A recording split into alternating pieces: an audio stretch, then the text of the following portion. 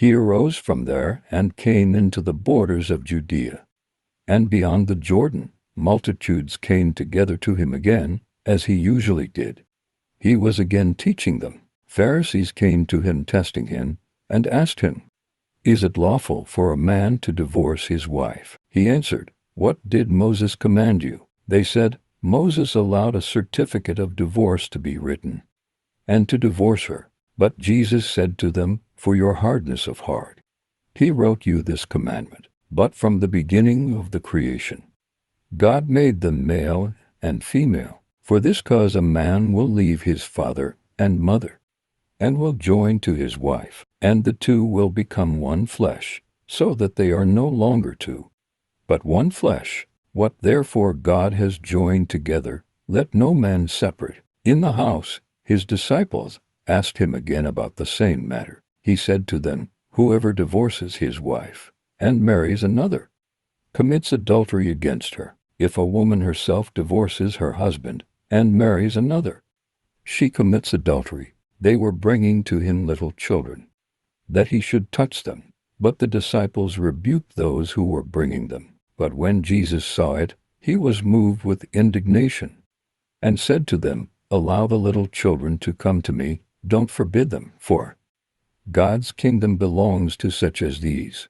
Most certainly I tell you, whoever will not receive God's kingdom like a little child, he will in no way enter into it." He took them in his arms and blessed them, laying his hands on them. As he was going out into the way, one ran to him, knelt before him, and asked him, "Good teacher, what shall I do that I may inherit eternal life?" Jesus said to him, "Why do you call me good? No one is good except one, God. You know the commandments: do not murder, do not commit adultery, do not steal, do not give false testimony, do not defraud. Honor your father and mother." He said to him, "Teacher, I have observed all these things from my youth." Jesus, looking at him, loved him, and said to him, "One thing you lack. Go sell whatever you have, and give to the poor, and you will have treasure in heaven, and come, follow me," taking up the cross.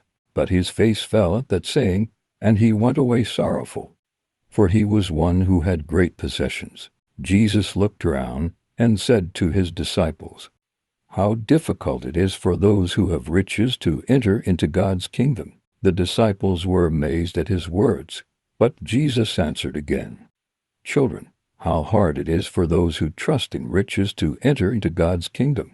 It is easier for a camel to go through a needle's eye than for a rich man to enter into God's kingdom." They were exceedingly astonished, saying to him, "Then who can be saved?" Jesus, looking at them, said, "With men it is impossible, but not with God, for all things are possible with God." Peter began to tell him, "Behold, we have left all, and have followed you." Jesus said, "Most certainly I tell you, there is no one who has left house, or brothers, or sisters, or father, or mother, or wife, or children, or land for my sake, and for the sake of the good news, but he will receive 100 times more now in this time, houses, brothers, sisters, mothers, children, and land, with persecutions, and in the age to come eternal life.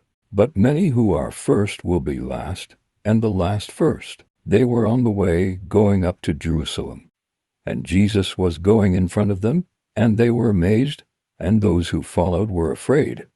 He again took the 12, and began to tell them the things that were going to happen to him. "Behold, we are going up to Jerusalem. The Son of Man will be delivered to the chief priests and the scribes. They will condemn him to death, and will deliver him to the Gentiles. They will mock him, spit on him, scourge him, and kill him. On the third day he will rise again."